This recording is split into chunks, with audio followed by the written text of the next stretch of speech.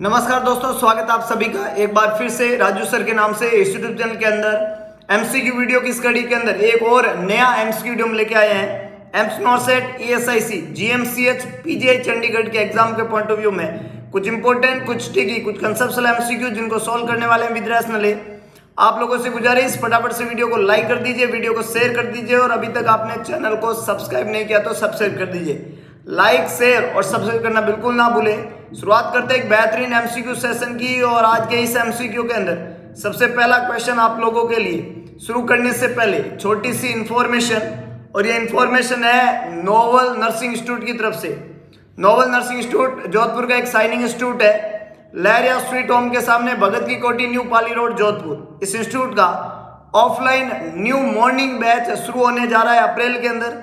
अगर आप नॉर्सेट 2021 में अपनी सफलता चाहते हैं और करना चाहते हैं एक बेहतरीन प्रिपरेशन, एक कंसेप्चुअल स्टडी के साथ में एमसीक्यू प्रैक्टिस, तो आज ही ज्वाइन करें Novel nursing institute, Lahariya street home के सामने, भगत की कोठी, न्यू पाली रोड, जोधपुर।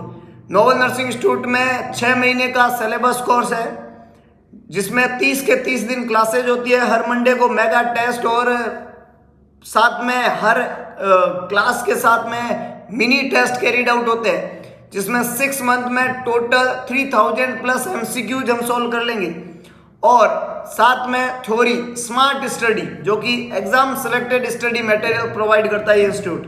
तो अगर आप चाहते हैं एग्जाम में सिलेक्ट होना तो आज ही ज्वाइन करें नोवल नर्सिंग इंस्टीट्यूट। 6 महीने की इस स्टडी का फीस जो है स्ट्रक्चर है वो है 18,000, जो कि 16,000 कर दिया गया है 5 अप्रैल तक। अगर आप 5 अप्रैल से पहले रजिस्ट्रेशन करवाते हैं बिफोर 5 अप्रैल तो आपका फीस रहेगा 16,000। तो 16,000 फीस रहेगा 5 अप्रैल से पहले रजिस्ट्रेशन करवाने पे। रजिस्ट्रेशन फीस है 1,000 रुपीज और रजिस्ट्रेशन करवाने का नंबर है 7272029029। नंबर रिपीट करता हूँ, 7272029029। इस नंबर पे फोन पे या गूगल पे करके आप आज से ही अपना रजिस्ट्रेशन कंफर्म कर सकते हैं नोवल नर्सिंग इंस्टीट्यूट के साथ।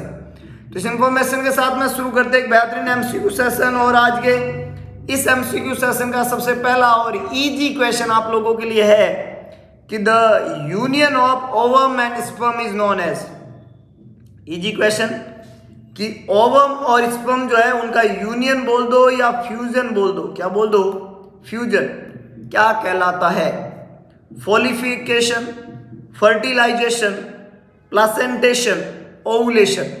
द यूनियन ऑफ और fusion of ovum and sperm is known as, very good, maximum लोग are correct, it's fertilization, B is the correct one.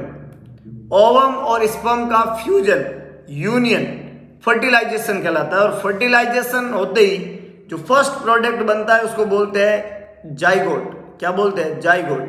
जो 0 to 2 वीक की स्टेज रहती है फ्यूजन के बाद में, जो फर्स्ट प्रोडक्ट बनता है उसको जाइगोट पे कहते हैं, first 2 weeks. 3rd week to 8 weeks जो रहता है उसको अपन एम्ब्रियो के नाम से जानते हैं। क्या बोलते हैं उसको? एम्ब्रियो, है ना। फर्स्ट 2 वीक है जाइगोट और 3rd to 8 वीक है एम्ब्रियो, और उसके बाद में इसको बोल दिया जाएगा फीटस, जो कि 9 वीक से लेके टिल बर्थ तक रहता है। टिल बर्थ इसको अपन क्या बोल देंगे? फीटस। तो एक होता है जाइगोट, एक होता है एम्ब्रियो और एक होता है फीटस। हमें यहाँ पे पूछा है फर्टिलाइजेशन, तो ओवम और स्पर्म का फ्यूजन जो है वो फर्टिलाइजेशन कहलाता है। B is the correct one. बहुत ही बढ़िया, बहुत ही शानदार। आगे लेके चलता हूँ, नेक्स्ट देखिएगा। The nurse makes that the diet consume by protein energy mall nutrition child. जो पीएम का चाइल्ड होता है, प्रोटीन एनर्जी माल न्यूट्रिशन, इसका जो बच्चा होता है उस बच्चे के द्वारा कौन सी डाइट कंज्यूम होनी चाहिए, उस डाइट में क्या रिच सोर्स होने चाहिए।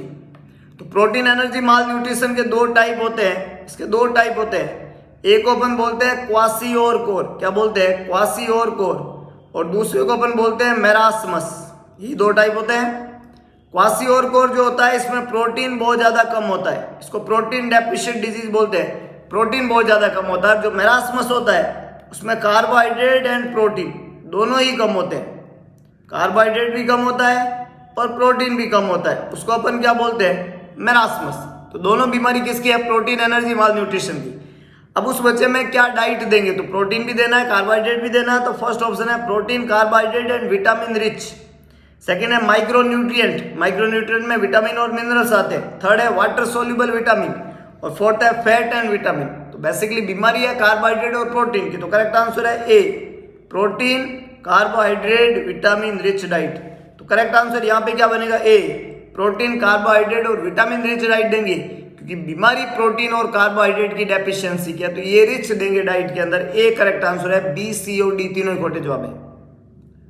समझ गए, आगे लेके चलता हूं। नेक्स्ट देखिएगा क्वेश्चन आपसे पूछ रहा है the position of patient during immediate post operative period of tonsillectomy surgery. एक पेशेंट है जिसका सर्जरी हुआ है, जिसका नाम है tonsillectomy, that is removal of tonsil, है ना, रिमूवल ऑफ टॉन्सिल, ये सर्जरी हुआ है।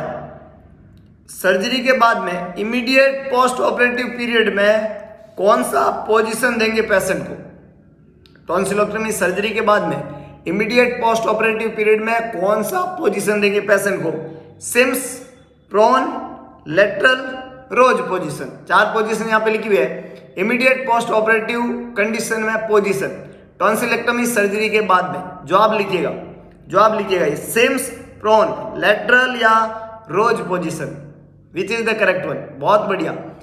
चांस रहते हैं यहाँ पे टॉन्सिलेक्टमी के बाद में एस्पिरेशन के, क्योंकि गले की सर्जरी है, दिक्कत करते हैं, सिक्रीशन इकट्ठा होते हैं, तो ऐसी पोजीशन दो जिससे सिक्रीशन ड्रेन हो जाए, और वो पोजीशन कौन सा रहेगा? Lateral position. सी यहाँ पे करेक्ट आंसर है, लेटरल पोजीशन, है ना। लेटरल पोजीशन क्यों देते हैं?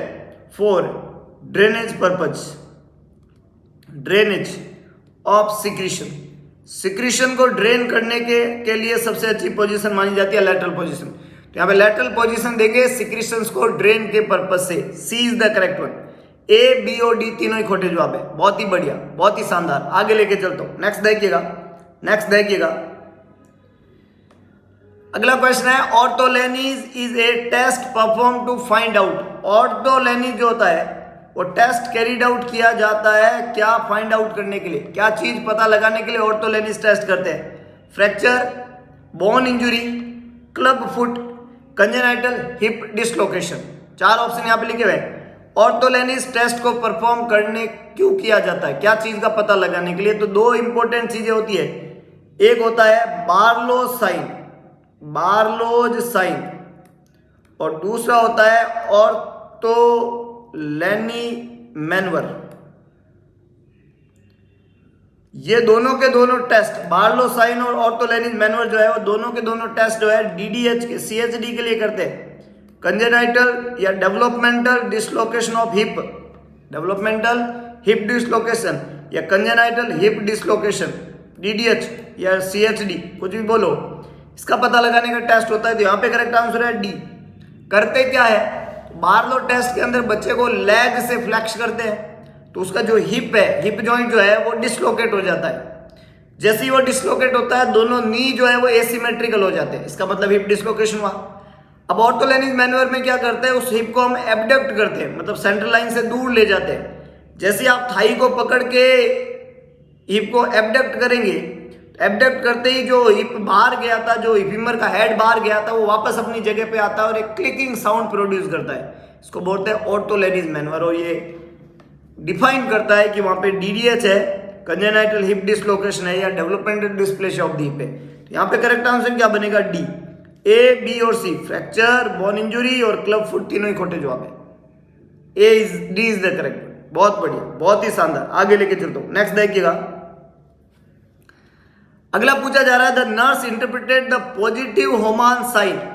पॉजिटिव होमान साइन को नर्स कैसे इंटरप्रिटेट करेगी? What is the positive Homan sign?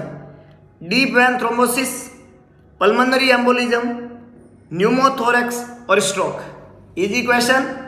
होमान sign क्या होता है कि जब पेशेंट को लेटा के लेग को 90 डिग्री पे, हिप और लेग को 90 डिग्री पे करते हैं और उसके बाद में और लेग को आप एबडक्ट करते हैं, मतलब दूर ले जाते हैं, तो उसकी जो हेमस्ट्रिंग मसल होती है, सॉरी उसकी जो काप मसल होती है उसमें पेन होता है ना। जब आप 90 डिग्री पे कर दिया उसके बाद में और आप उसको ऊपर ले जाते हैं तो पेशेंट को पेन फील होता है, और कहाँ होता है? काप मसल के अंदर। इसको बोलते हैं पॉजिटिव होमान साइन, और ये पॉजिटिव होमान साइन डीवीटी के अंदर देखने को मिलता है। ए यहाँ पे करेक्ट आंसर है।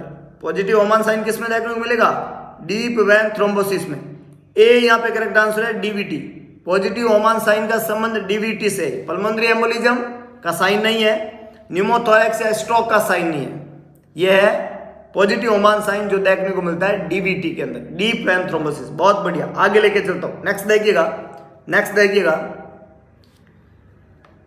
Glycosuria occurs when plasma glucose level exceed. Glycosuria होता है तब जब प्लाज्मा ग्लूकोज कितने से ज्यादा होता है? 120, 140, 100, 120, 130, 150, 160, 180। प्लाज्मा ग्लूकोज का लेवल कितने से ज्यादा होने को ग्लाइकोसूरिया कहते हैं। And the correct answer is D, it's 160, 180। 180 से ज्यादा अगर प्लाज्मा ग्लूकोज का लेवल होता है तो ये ग्लूकोज यूरिन के अंदर प्रेजेंट होता है, और ग्लाइकोसूरिया का मतलब होता है glucose in the urine. Glucose in the urine, urine के अंदर ग्लूकोज की प्रेजेंसी होना क्या कहलाता है? ग्लाइकोसूरिया। तो glucose in the urine is known as glycosuria and the correct answer is D.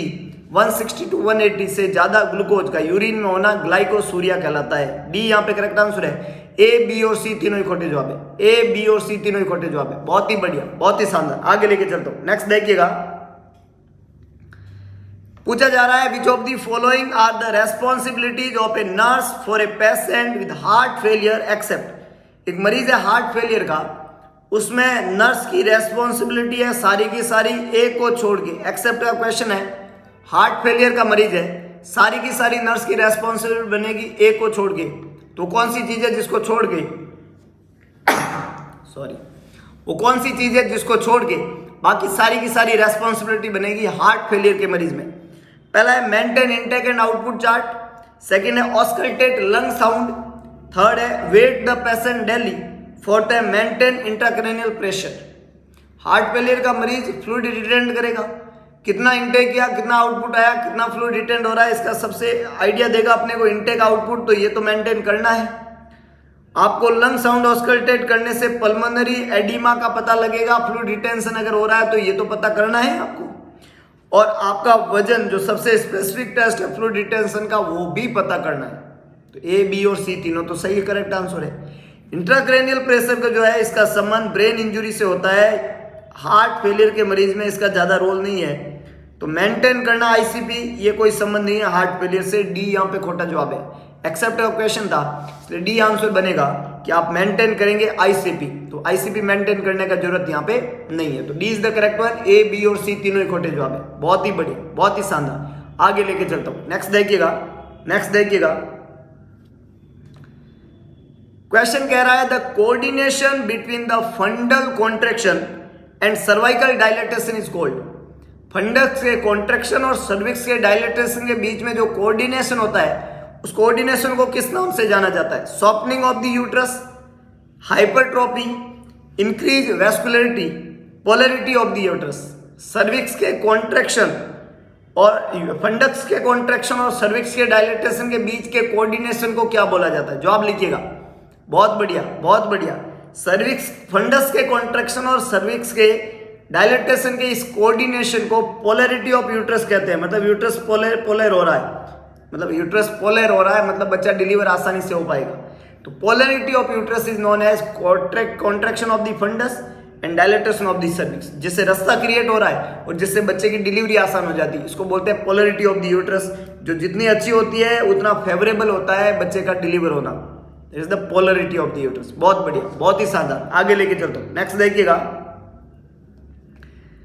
Question है the changes of death and dying include, है ना? क्या स्टेजेज रहती है? The stages of death and dying की कौन सी रहती है? डेथ और डाइंग की कौन सी स्टेजेज होती है? The stages of death and dying, powerlessness, bargaining, role strain, ethical dilemma.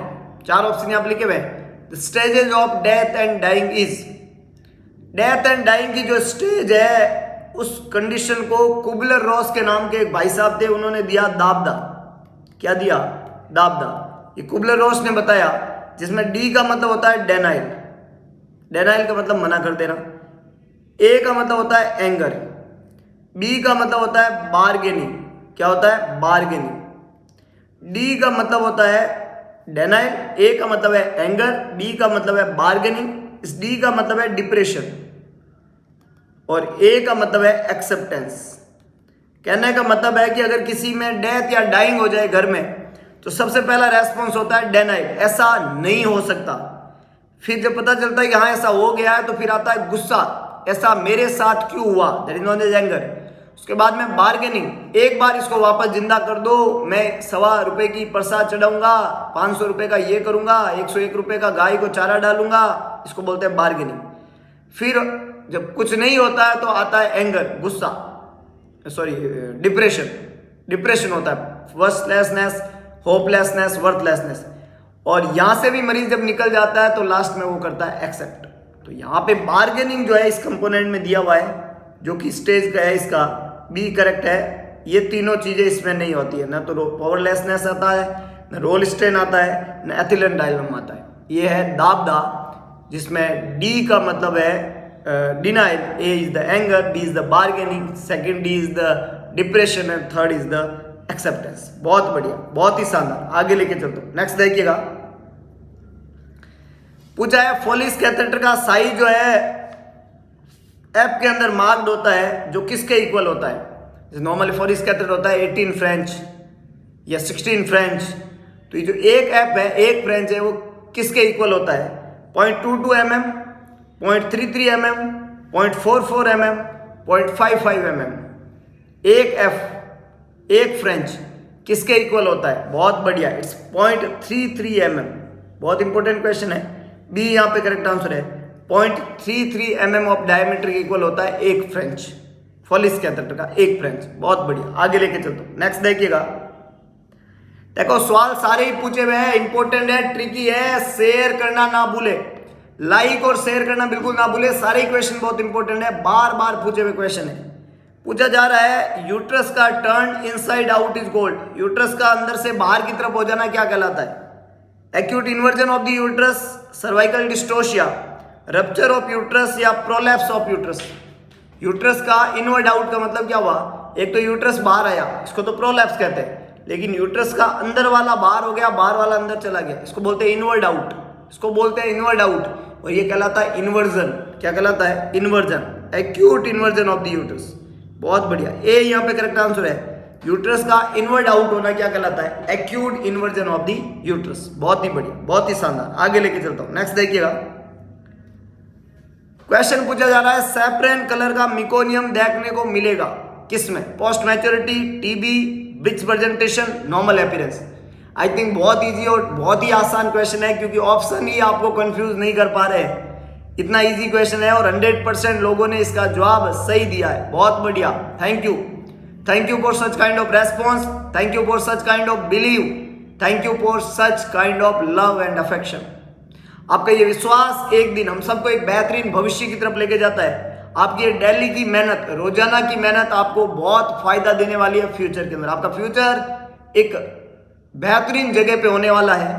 Important बात यह है एक अच्छा इंसान बने और इस कंटेंट को मैक्सिमम लोगों तक शेयर करें, क्योंकि आपके शेयर करने से मैक्सिमम लोगों की हम मदद कर पाएंगे और जिस मिशन को लेके हम निकले हैं उस मिशन में सफल होंगे। उस परमपिता परमेश्वर को जवाब देना है अपने को, और जवाब देना है कि आपने क्या लाइफ में किया था, बस उसी जवाब की तलाश में हम निकले हैं। शेयर करें, लोगों को जोड़ें, लोगों तक कंटेंट पहुंचाएं, बस एक ही विनती है, शेयर करने का मन ना करे तो भी शेयर करें और सही आंसर दें। और सही आंसर है post maturity, A is the correct one. Meconium का कलर सैफ्रॉन पोस्ट मैच्योरिटी को इंडिकेट करता है, ए इज द करेक्ट। बहुत बढ़िया, बहुत ही शानदार, आगे लेके चलता हूं।